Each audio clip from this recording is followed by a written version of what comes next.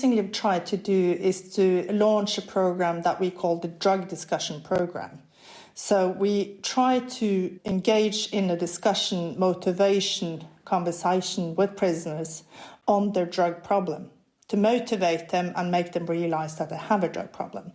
That particular programme is a voluntary programme, and some prefer rather isolation rather than actually engaging in that conversation. It's actually as an alternative to disciplinary sanction that we try to motivate them to deal with the drug problem. Rehabilitation brings with it its own challenges. One is that prisoners with a heroin problem are prescribed an opioid substitute by doctors to help them battle their addiction. But instead of using it to wean themselves off the drug, they often give it to other inmates who are looking to get high. We have a number of prisoners who are receiving legal drugs to deal with their drug problems, and then they hand it on, then obviously illegal, to other prisoners. So that's a hard problem to address somehow. We cannot sort of not accept that they get their treatment there. They're in need of it and they're entitled to it, and it's been prescribed to them. But what we need to do is to find methods that prevent further distributions of these drugs to prisoners who are not supposed to receive this kind of drugs. Another problem with rehabilitation is that it's quite simply a gigantic task. 65% of our inmates have drug problems, whereas we currently estimate that we're able to offer rehabilitative measures for about 20% of them. So generally speaking, our impression, and that is also the feedback from organisations representing offenders, is that what we do is good and it's supporting rehabilitation. It's simply not sufficient for the need of the prisoners. The fundamental problem here, says Heidi, is that prisoners with drug problems are often being punished for their addiction when what they most need is help. It's a conundrum that many countries grapple with, and Heidi has also given it a great deal of thought. I think the first question that we need to ask ourselves, and I think we did ask ourselves that question in Norway, is when drug addiction is the main problem, the underlying cause of it all, is prison really the right alternative? And I think the answer to that question is not an easy one to answer.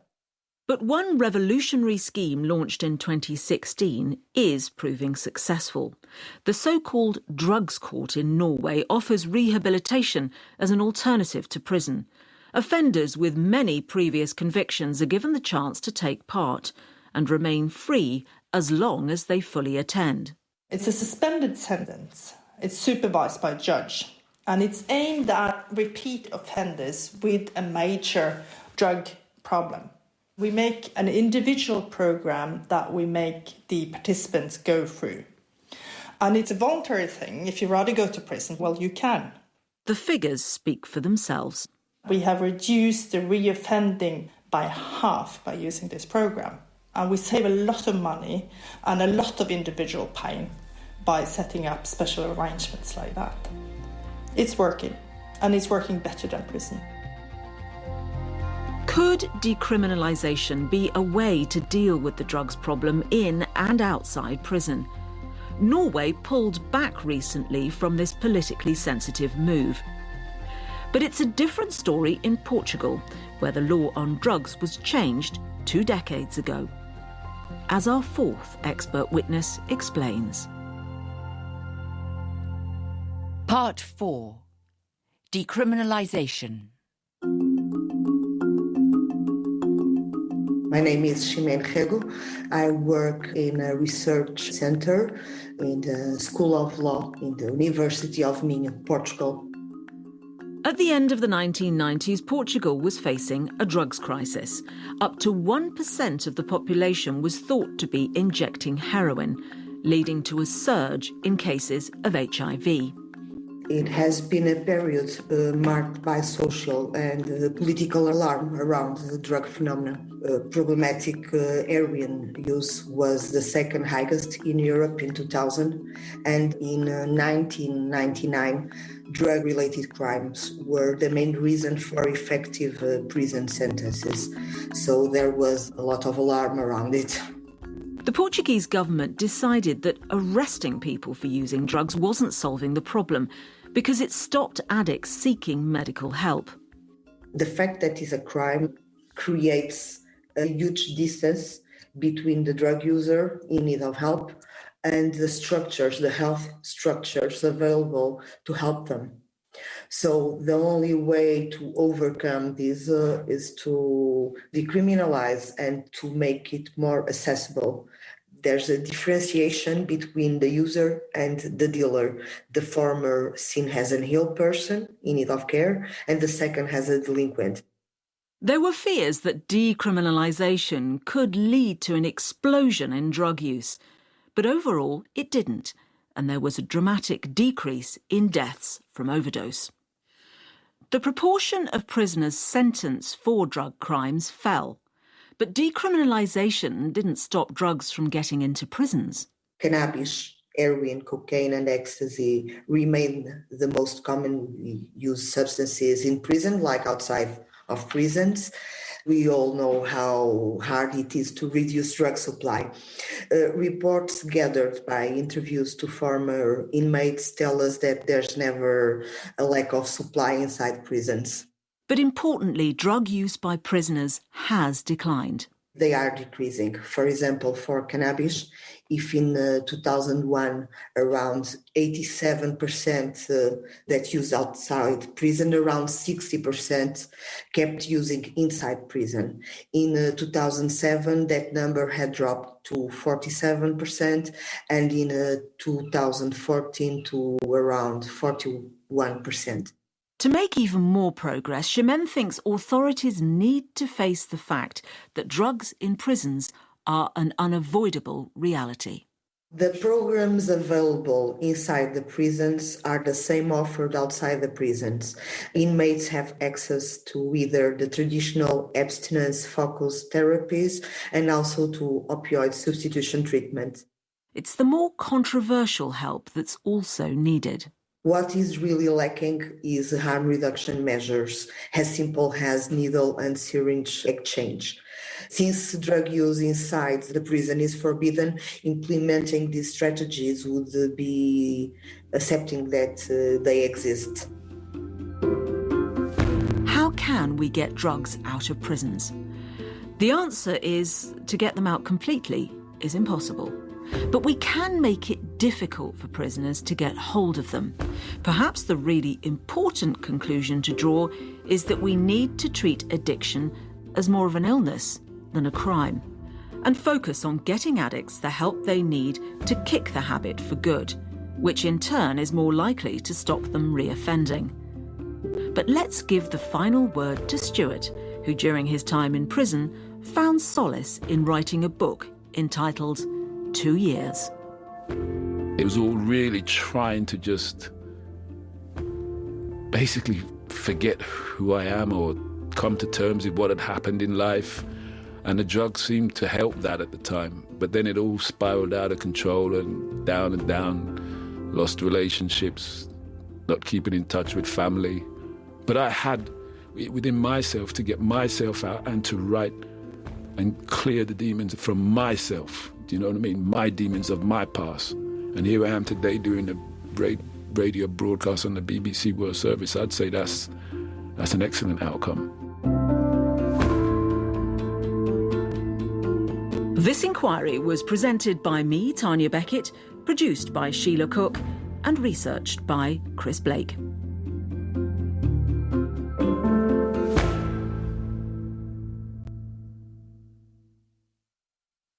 This is the BBC World Service, celebrating the Black speculative arts movement. Hello, I'm Cherie Renee Thomas.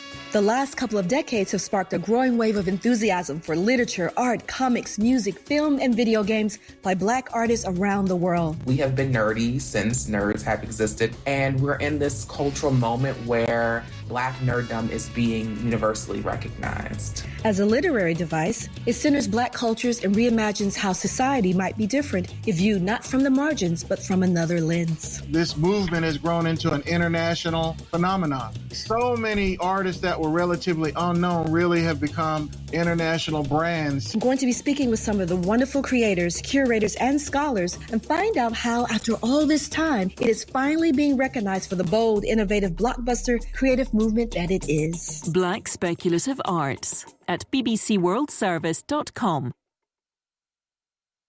Hello, I'm Claudia Hammond. If you used to work in an office before the pandemic, are you someone who's loved working from home with no commute and no one to disturb you? Or have you missed your colleagues and found it just isn't the same at home? During the pandemic, millions of us have had to stay away from our workplaces. But one day in the future, when COVID isn't such a worry, what does the evidence say about where it's best to work? Where are we most creative? Where are we most sociable? Find out in Health Check. BBC News, with Jerry Smith. Russia has begun sending troops to Kazakhstan, where dozens of people have been killed in clashes between anti-government protesters and the security forces. The Russian soldiers are part of a regional alliance and are being deployed at the request of the Kazakh president. The unrest was initially sparked by a sharp rise in fuel prices. The world #1 men's tennis player Novak Djokovic is expected to spend the next 4 days in immigration detention in Australia as he continues his legal battle against deportation. Border officials said he'd failed to provide adequate proof that he was medically exempt from vaccination rules. Several staff at a hospital in the Chinese city of Xi'an have been dismissed following widespread anger over the denial of treatment to a pregnant woman.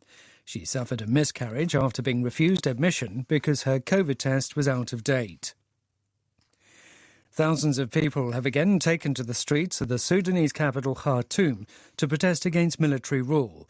It's the first organised demonstration since the resignation of the Prime Minister Abdallah Hamdouk on Sunday. Regulators in France have imposed large fines on Facebook and Google over obstacles to letting users opt out of cookies that track their data. They've fined Facebook $67 million and Google nearly $170 million. Child marriage has become illegal in the Philippines. A new law has come into effect, setting out prison terms of up to 12 years for those who marry or cohabit with anyone under the age of 18. Pakistan has said its national airline, PIA, could resume flights to Europe as early as next month, after the international regulator gave them the all-clear. Pakistani airlines were banned from flying in European and US airspace because of safety concerns. BBC News.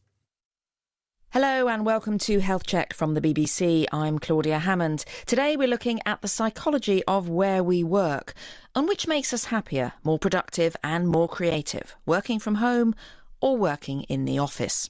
With the pandemic, far more people than ever have had the chance to try out working from home, and some people love it.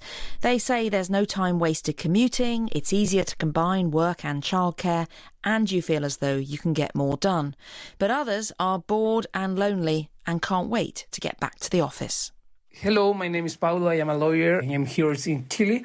The problem is that in the house there are a lot of people, all my family. My kids are very noisy, sometimes entering in my office in the house when I was in a meeting. So it was very funny, but sometimes it could be embarrassing. My name is Caroline, and for part of lockdown, I was living in a shared house with 7 people. My work spot was just the corner of the communal sofa. So I just sat there with my legs crossed and my laptop on my lap. So I was really relieved when I was able to come into the office, although it's not that great coming into the office if none of my colleagues do. So yeah, I miss chatting with colleagues over a coffee. My name is Raquel Chavez. I came back home for the pandemic to Chile, but I was still working for the same UK company because when I was in London, I was living alone in a small place and I knew it was going to be stressful and like not good for my mental health. So I decided to come back home. A lot of people did that from the same company. Some people went back to Sweden, to Italy, to France for the same exact reasons. And then here at home, I was lucky enough to have my parents' house. So I actually had my own space with my desk, 2 screens. I made it kind of an office. I feel I could manage my time a lot better. I was loving it. So I'm Fiona, and I have been working from home since March 2020. Unfortunately, from getting COVID, I've got post-COVID syndrome or long COVID. So commuting into work, I think at the moment would be physically very, very difficult for me. So I've been forced by my illness to stay at home, but it suits me quite well. And of course, we mustn't forget that huge numbers of people have had no choice but to go out to do vital work throughout the pandemic. We'll hear from India later. Now, we don't know what's going to happen next, virus-wise, of course, and in some countries, people are being advised to work from home once more. But today, we want to look further into the future, imagining a post-pandemic world. People seem to be divided over whether working from home or in the office is better. So today we're looking at the poor old office, which comes in for a lot of stick. Is there anything that we're missing out on by not going into work? My name's Alex and I'm an exams officer in a school, and originally it was a full-time, term-time, in-school all-the-time job. But during COVID, I did all my work from home. So now I go into school when necessary. And I really enjoy seeing the people I work with, and you get a lot done when you're talking to people in passing as well. Hello, my name is Ignacio, and I work in a real estate company. I work during the pandemic. We all worked in our houses. We have a lot of creative work in our company, and it's very difficult to have it virtually. So when restrictions were rid of, we immediately came to the office and have meetings in person to improve creativity. And in terms of productivity, I think we have improved it substantially. We're here to have a good look at the evidence from research in occupational psychology and behavioural economics. And to help me is Professor Bina Kandola, who is a business psychologist and senior partner and co-founder of Pern Kandola. Now, in a way, Bina, we've all been part of a huge experiment in working from home. Do you work from home? Do you like it? I didn't, but actually I've got used to it because I've had to. I enjoy it, actually. And have you noticed how people do seem to be quite divided over the issue of which is best and which they want to do going forward? At basic level, you could say it's a difference between introverts and extroverts. Actually, the contact with other people, that immediacy, the sparking ideas off one another clearly suits extroverted individuals more. Introverts prefer to work on their own with a little less contact with other people. In fact, we did research a few years ago, actually found that people who work best from home were extroverts because they did reach out. They got so fed up kind of being on their own. They would pick up the phone, they would reach out to people, they would email others. So even though people are more introverted preferred working from home, extroverts tended to work better from home. So we're going to have a look at the evidence on what the location of our work does for us in terms of well-being, creativity and productivity.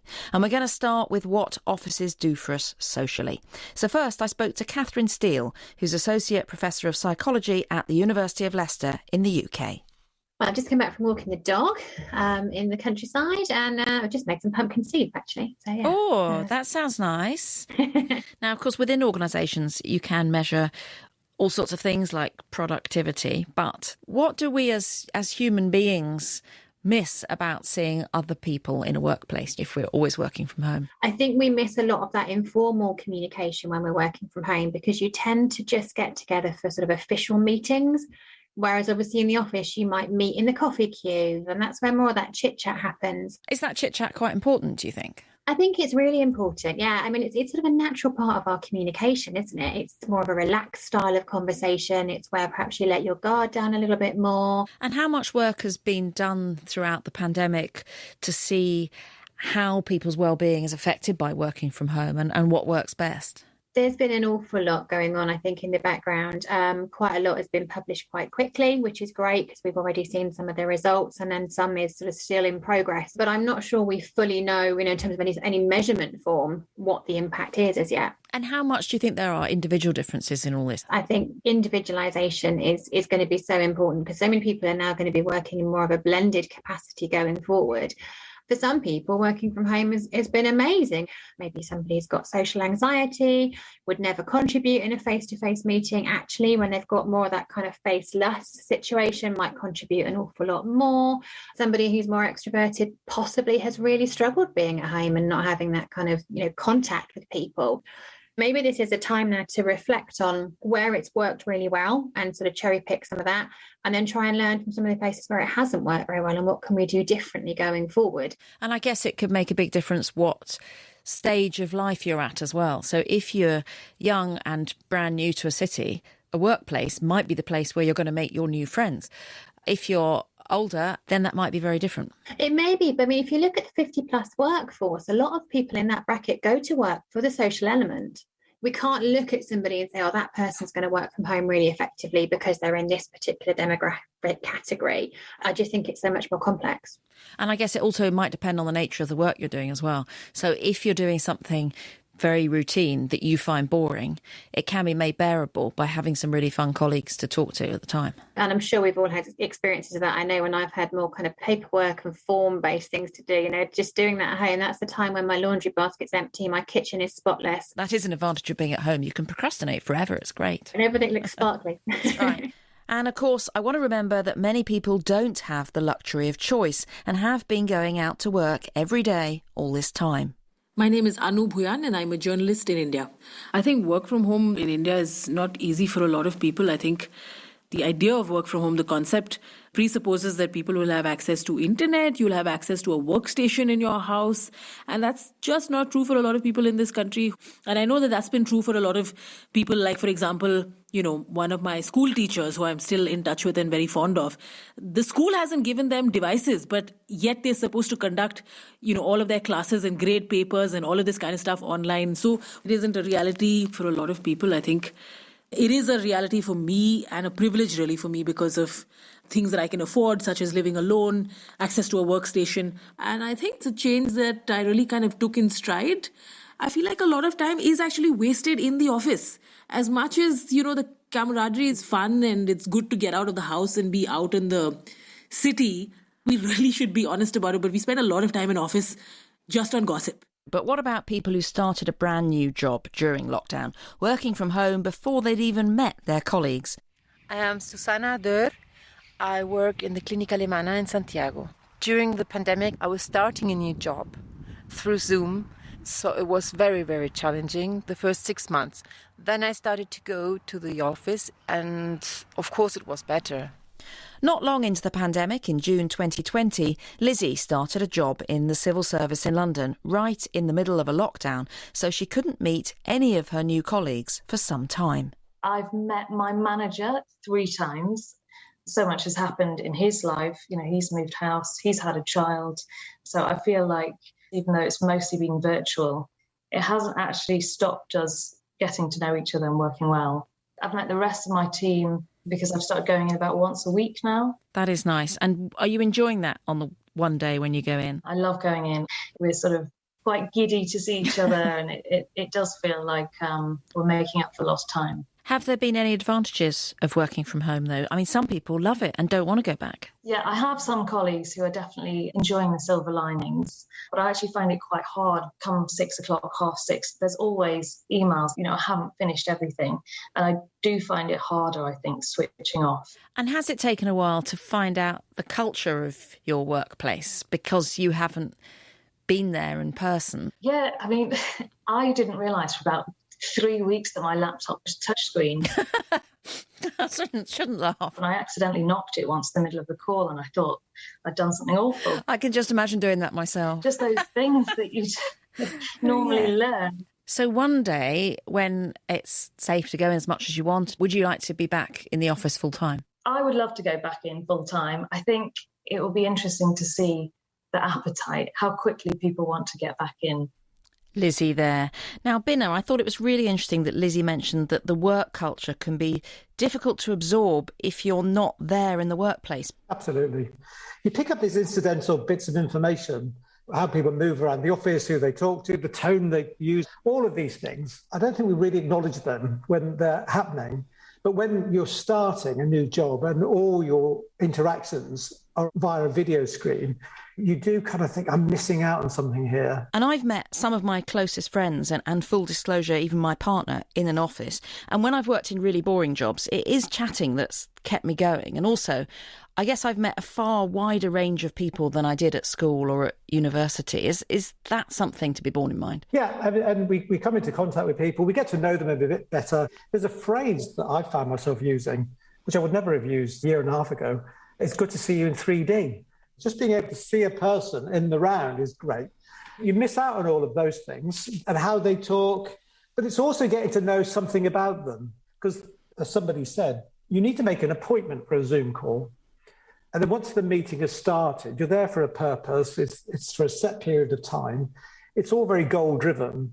And so you don't get to know another person as a person. And so there can be a lack of trust between individuals as well.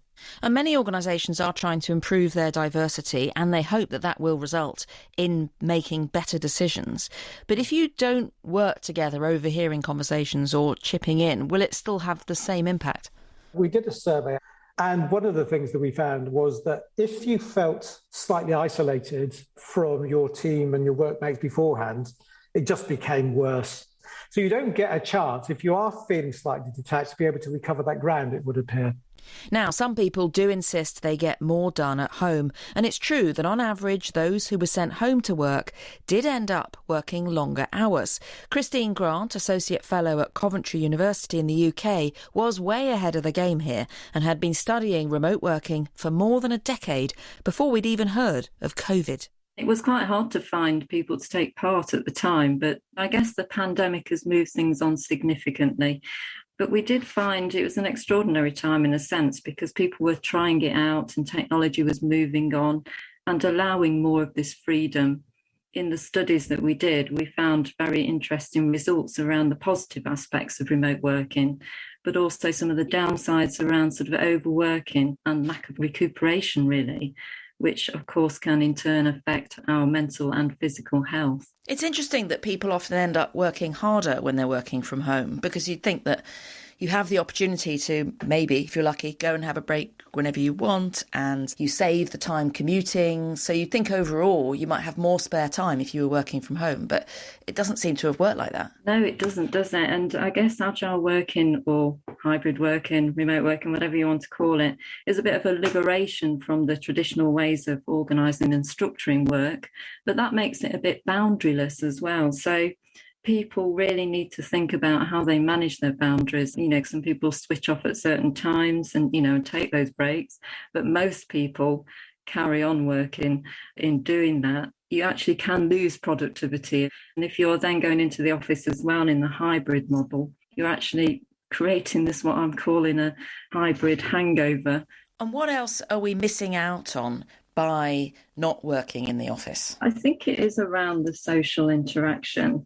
A study recently by an Australian group of researchers has found that it is the face-to-face contact that we actually find quite rewarding psychologically, and the human senses that we get from being in a room with the person, understanding their sort of full body language. And I noticed one survey saying that 2/3 of younger people said they would reject a job if it wasn't hybrid. I completely agree that the hybrid model is probably here to stay. One of my other studies has been working with a large telecoms organisation, and we've looked at things such as remote social skills, self-care, e-skills, trust building, and really the emotional side as well, which has been under-researched in this area. I'm very concerned that networking skills are actually quite hard to maintain. We need to put some effort in. I do have to say that I think the future of work, though, is probably also around some co-working hubs more locally. Are you picturing hubs where people from different organisations work together because you go to the one that's local to you? Or where, say, a big organisation has lots of different hubs and so you might work alongside people from other departments, which might be really useful? Yeah, could be both, couldn't it? I'm more excited about working with people from different organisations just because I think it would certainly add something into the mix. So let me ask you, Christine, are you working from home today, talking to me? I am working at home today, and this is a typical day for me. I have literally 9 meetings back to back. My colleague suggested, because we're actually interviewing today, that we actually make our sandwiches the night before because we'll find it hard to put a break in. So we're lining up our snacks and sandwiches. It kind of works. But you're not having breaks. That's not good for you. I know, and I've had the lived experience over the last 18 months of working remotely almost full time. But yes, I must follow my own rules and put some breaks in, mustn't I? Absolutely. Christine Grant, you're listening to Health Check on the BBC World Service, and today I'm searching for the benefits and the drawbacks of working in the office with the help of my guest, Professor Binna Kandola. Binna, you were talking about the research that you'd done that compared people working before lockdown with how people found it when they were working remotely. What else did you find about the satisfaction with working at home or in the office with different groups? Well, overall, job satisfaction went down for everybody. Didn't matter who you were, it went down for everybody. It went down most for women working from home, actually, and they felt their identity being impacted. And we think that's because working from home and seeing people's personal, kind of intruding into people's personal spaces, we think it reinforced the prescriptive stereotype about women that you're the homemaker, without really necessarily explicitly realising it. Virtually for every group, though, one of the concerns was anxiety about their employment prospects and also concern that they're not able to share their anxiety with others. So a sense of safety to be able to discuss these things. Yes, I suppose you haven't got the other people that you can talk about that with, and you may not feel you can necessarily discuss that in the Zoom meetings, depending on who they're with. So did you find any difference in people from minority ethnic groups? We know that minorities are more likely to have had COVID. They're more likely to be grieving because they've lost a loved one because of COVID. It's just kind of recognising that these things were occurring. Interestingly, from our work, we found that the job satisfaction didn't go down as far for minorities. Why do you think that was? Some of the feedback we got was that if you kind of felt it was difficult in the workplace to be able to participate in meetings because of you're not being asked to contribute or your contributions are being ignored, there are different ways of being able to participate via a video conference. You can put an animated hand up, or if you're not being invited to contribute, you've got the chat function. You can type things in there. Well, thank you for the moment, Binna. Now, one reason we often hear for why working in teams in person is important is that it improves creativity. Don't we need other people to come up with good ideas? Now, it turns out to be a bit more complicated than that. Glenn Dutcher, who is Associate Professor of Economics at Ohio, has divergent thinking.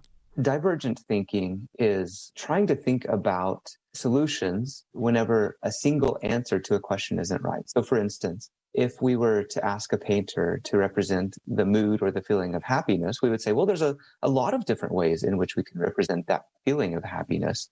And there's not a single right answer. And so I'm going to come up with some ideas that you may not have come up with. And then you're going to build on that using your own knowledge. And we'll just sort of go back and forth. There's a lot of different ways we can test divergent thinking. One of them is called the unusual uses task. So an example might be the cardboard box for children, or maybe I'll close up the box and use it as a step stool to get up to something higher. And with we're able to produce a lot more creative. The other thing that we found was that those teams that were working face to face, and then afterwards they split up, do the task better. We found that working face to face was really the only way to do that. And as far as we know, we're the first to sort of identify this kind of positive spillover effect from working face. There's one last big advantage of working from home that constantly comes up: avoiding the dreaded commute. Joe Devlin, Professor of Cognitive